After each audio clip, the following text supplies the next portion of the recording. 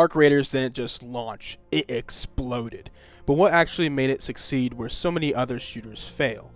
In today's video, we're going to explore this concept further with 7 main concepts that define this game's success, and why a AA studio like Embark are making publishers like COD quake in their boots. This isn't in an order of importance, and definitely stick around towards the end of the video for the best point. Or if you like things simple, you can skip towards the timestamp down below. Other than that, let's get started. Now the first concept is the market problem.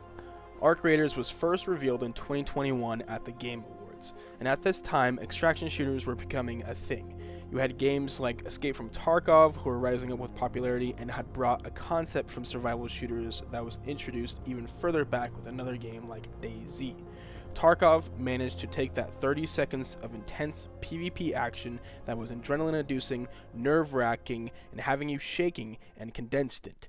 That doesn't mean Tarkov had its faults though. By this time, the game was very popular with a lot of streamers and content, however, it was hardcore and very punishing with a lot of time sink involved. Not to mention the extensive complaint of rampant cheaters within the game. Players wanted something different that was approachable yet had a fun gameplay loop. See, this is where things changed. Arc Raiders had solved this issue. Its main difference was that the fun-paced action loop was perfected and less frustrating. Arc also included the third-person view with an intention to the more casual player base, hoping for more adoption rather than remaining a niche extraction shooter. This is where concept number 2 comes into play. The movement and gunplay. This is the defining factor of a game. Is the gameplay laggy? Is it smooth? Is it ultimately fun to play? The answer in this case, yes, it's addictive. The gunplay loop is executed very nicely. When I loaded into my first raid, I was thinking, wow, this feels good. The movement is ultra fluid, the combat is super responsive and smooth, and I immediately knew this is going to be a great game.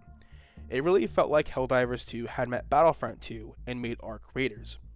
In both of those games, the gunplay feels really nice, and that's what it felt like when I first played Arc Raiders. With hundreds of hours in, it still feels that way. Along its simplicity, it also didn't feel difficult. I mean, within my first few minutes, things were already clicking and it felt easy to learn. What came later down the road was the high ceiling gap with the gunplay and movement positioning. Things are easy to pick up and shooting feels nice, however, if you want to be good at the game, there's mastery that comes along with it. This is exactly what gamers want. A fun gunplay loop that is easy to grasp and that you can sink hundreds of hours into the progression while also mastering the little things. The visuals. Arc Raiders is a damn good, beautiful game, sure. That's not what makes it though. What makes it is the environments. The world building the Arc Raiders creates is one that you can get lost in. The world feels alive. The high immersion with the different visual cues that the game gives you is a chef's kiss. Examples include snitch scanners, birds when you scare them off, raider flares, and more. It is simple to navigate the world. Not only do you have a map, but you also have the game pointing you where to go by looking at it. Oh, a raider flare went off. Cool, time to third party or possibly lend a hand. It makes the game easier to play while also not directly telling you. Ultimately, graphics can enhance your gaming experience, but it's not everything. A game can be good and have lesser graphics, but here, Embark nails both, which is a win-win for players. The soundtrack and audio design. Throughout this video, the game's soundtrack has been showcased and it's very fitting. The sound in this game, alongside the great visuals and fluid gameplay, will really bring something up here. Arc Raiders is a masterpiece that has been building its own identity.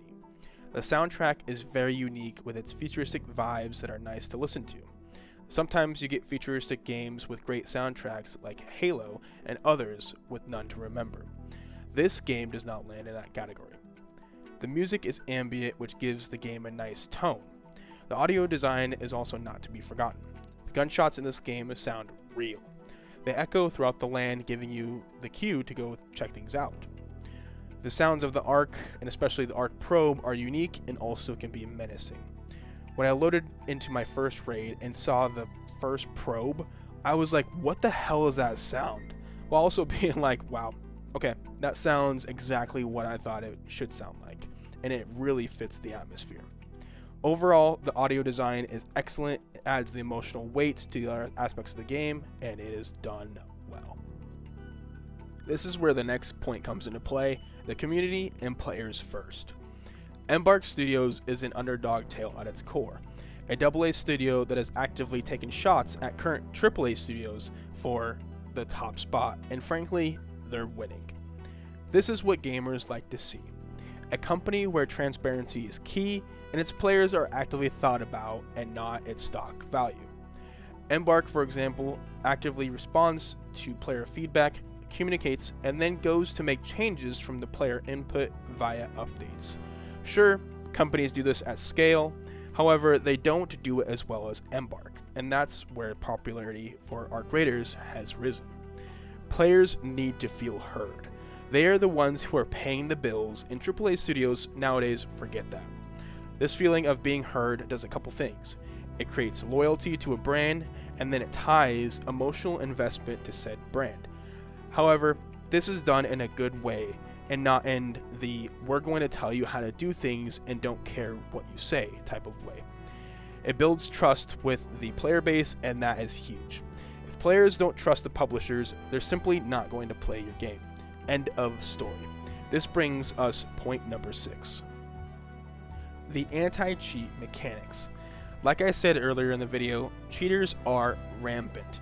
They infect every game and every time ruin someone's experience. If you've been gaming for a while, then you've probably come across a cheater or two, and it sucks so bad. It causes you to rage quit, lose progress, or even worse, waste your dang time. With Arc Raiders, they implemented things that would help against these cheaters by directly benefiting the player. Gear refund systems, the aggression-based matchmaking system, and behavior detection ultimately helps keep the player grounded. It leads to less rage quitting, less burnout, and less impact that the cheaters overall have. This is so nice to have, and it goes to show that the developers actually care. Now, on the topic of how the ban system actually works, or the argument of how the game bans cheaters, that's a different story.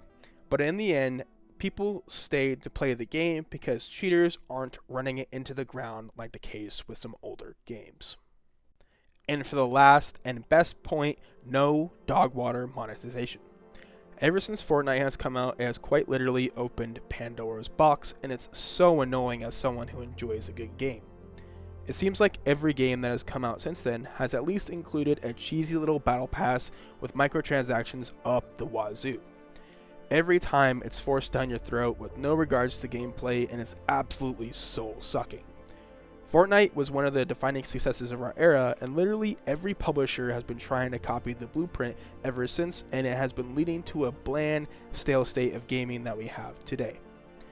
This is where Arc Raiders has come into the beacon of light, giving everyone a hope that yes, there are still studios out there that at their core love creating art just for the love of the game, literally. We've seen this shift with Larian Studios' BG3, and it's a breath of fresh air. Arc Raiders doesn't have absurd gameplay-altering microtransactions, no world-breaking immersion with skins, no loot boxes, and no outrageous monetization.